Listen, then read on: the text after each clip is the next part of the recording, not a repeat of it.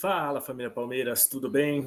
Seja bem-vindo a mais um vídeo aqui do nosso canal, mais uma vitória do Verdão, um jogo que não foi dos melhores que a gente teve nos últimos dias, mas o que vale no fim das contas são os 3 pontos. Palmeiras venceu o Vasco por 1-0 com um golaço do Rafael Veiga e agora segue na segunda colocação do Campeonato Brasileiro, com 11 pontos atrás do time do Botafogo. O Botafogo está com 50 pontos agora, o Palmeiras chegou aos 41. Antes da gente começar a falar sobre a partida, quero pedir para você curtir, comentar, compartilhar e se inscrever no nosso canal. Assim você ajuda a gente a chegar a mais palmeirenses que também gostam de ficar informados sobre o nosso Verdão e também queiram participar aqui com a gente, deixando a sua mensagem, interagindo aqui com a gente no nosso canal. Bom, também nos siga nas nossas redes sociais, os links eu vou deixar aqui embaixo na descrição, certo? Então vamos falar sobre o jogo. Palmeiras hoje veio com um time praticamente completo, veio com a seguinte formação. Palmeiras veio com o Everton no gol, Mike, Gustavo Gomes, Murilo, Piquerez, Gabriel Menino, Richard Rios, Arthur, Rafael Veiga, Dudu, que como você está vendo na imagem, acabou saindo lesionado, vou falar sobre isso também, e o Rony sendo o centroavante. O Vasco veio com Léo Jardim, Robson Bambu, Maicon, Medel e Piton. O Zé Gabriel, Serginho, Paulinho, né? Bruno Praxedes, Gabriel Peck e Pablo Verrete, jogador que recentemente esteve no Belgrano, né, do futebol argentino, artilheiro inclusive do campeonato argentino, e foi contratado recentemente pelo Vasco da Gama. Bom, falando sobre o jogo em si, é importante a gente falar que o Palmeiras ele teve aquele probleminha na Colômbia, não conseguiu retornar por conta do problema no avião, então isso aí com certeza atrapalhou demais a logística do time. O time hoje não teve o Zé Rafael e o time praticamente todo completo, mas aí essas questões de logística e tudo mais me fizeram imaginar que o Palmeiras hoje entraria com um time modificado. Não foi o que aconteceu.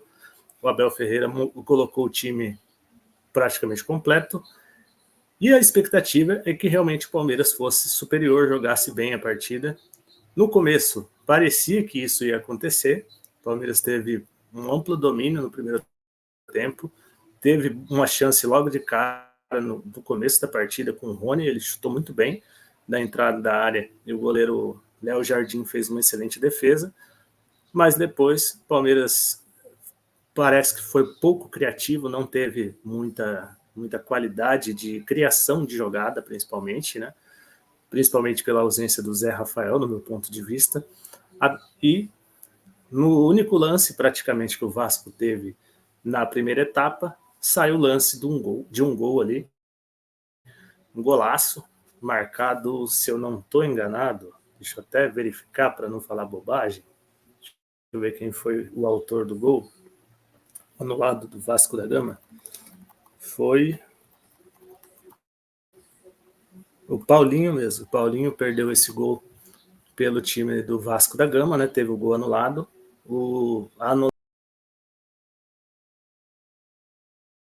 O jogador, quando o jogador do Vasco, que era o Verrete, ele aproveitou uma saída errada do Everton, bateu por cobertura e, se eu não estou enganado, foi o Murilo, tirou em cima da linha, impedindo o gol do Vasco. Na sequência, o Richard Rios tenta afastar, e aí de primeira o Paulinho dominou e bateu forte no canto, né? O Everton não conseguiu defender, não teve chance nenhuma. Vi torcedor já reclamando, falando que o Everton falhou. Acho que ele falha na saída de bola naquele lance.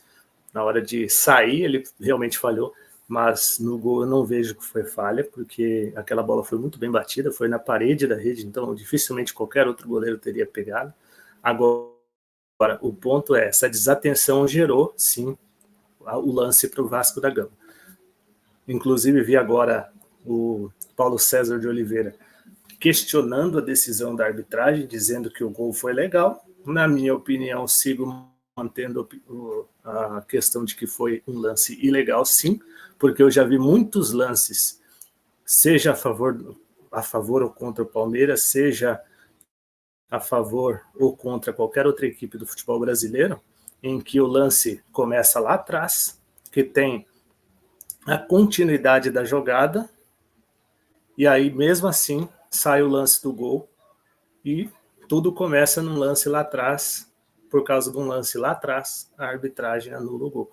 Então, no meu ponto de vista, eu mantenho a opinião de que o gol foi sim irregular, e Paulo César de Oliveira vem atuando como sempre foi, era o péssimo árbitro, e hoje é um péssimo comentarista, então não tem muito o que falar.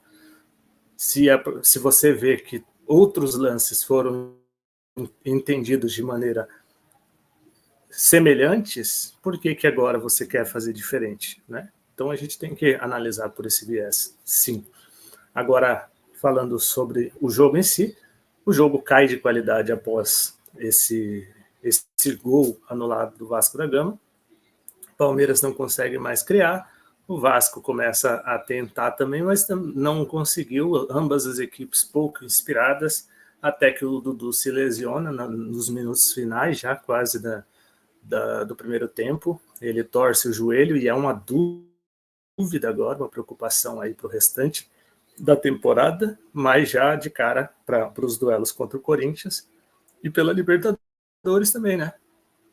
Que apesar da gente ter feito o resultado, ter vencido por 4-0, ainda a gente tem o jogo de volta, tem o jogo contra o Corinthians e ainda tem que pensar na reta final da Libertadores, ainda que a classificação esteja próxima, ainda assim é um risco você ir para um jogo desse sem o Dudu, e pensando já também numa semifinal, se você vai enfrentar um Boca Juniors sem o Dudu, é muito mais complicado. Se o Boca Juniors passar, ou seja o Racing, tanto faz, a dificuldade é a mesma, não é verdade? Bom, então o Dudu sai, entra o Breno Lopes, o Palmeiras segue naquela toada, não jogando tão bem assim, o Vasco também não conseguiu assustar tanto assim, é mais em questões de contra-ataques que o Vasco tentou fazer, o Palmeiras teve o domínio da bola, mas também não criou muito, e até que consegue o gol, né? O gol da vitória numa cobrança de falta. O Rafael Veiga bateu muito bem na bola, sem chances de defesa para o goleiro Léo Jardim. Um belo chute, um belo gol. Já fazia muito tempo, não sei nem quanto tempo já, que o Palmeiras não fazia um gol de falta, e tem sido cada vez mais raro, né? Uma batida de falta frontal em que o jogador faz o gol direto. Então, foi importante sair esse gol, e aí o Palmeiras começa a fazer suas modificações também, entrando jogadores que costumam entrar basicamente, né? Não teve grandes alterações, por exemplo, entraram Marcos Rocha no lugar do Arthur, entraram o Fabinho no lugar do Richard Rios, Luan no lugar do Gabriel Menino, o Flaco Lopes no lugar do Rony. Basicamente essas foram as substituições.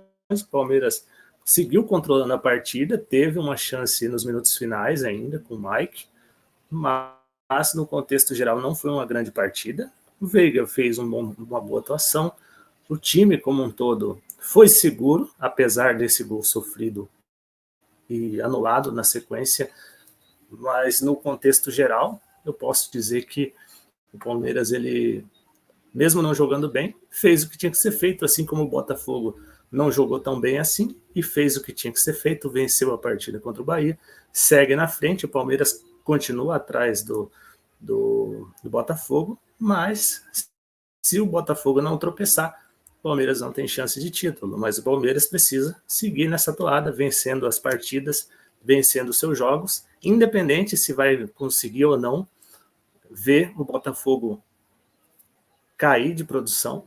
Se não cair, beleza, o Palmeiras pelo menos garante a segunda colocação, garante a vaga na Libertadores, independente do que acontecer na Copa Libertadores, mas precisa manter esse ritmo. E agora fica essa preocupação aí em relação ao Dudu, Palmeiras que joga contra o Deportivo Pereira na quarta-feira e tem um jogo contra o Corinthians no final de semana. Para o jogo contra o Corinthians, o Luan não joga, foi suspenso, e agora ficou essa dúvida do Dudu.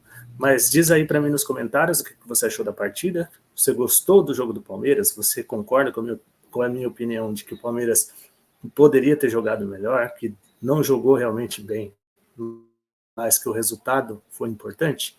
Diz para mim aí nos comentários. E também não se esqueça de curtir, comentar, compartilhar, se inscrever no canal e também nos seguir nas nossas redes sociais. Não esquece de compartilhar esse vídeo também nos seus grupos de WhatsApp de palmeirenses. Se você tem aquele grupo de WhatsApp de palmeirenses, mande esse vídeo para que eles possam ver, acompanhar e também participar aqui com a gente, para a gente poder fazer cada vez mais conteúdo de qualidade para você dentro dos Sofredores do Palestra, tá bom? É isso, um forte abraço e a gente se vê no próximo vídeo. Valeu!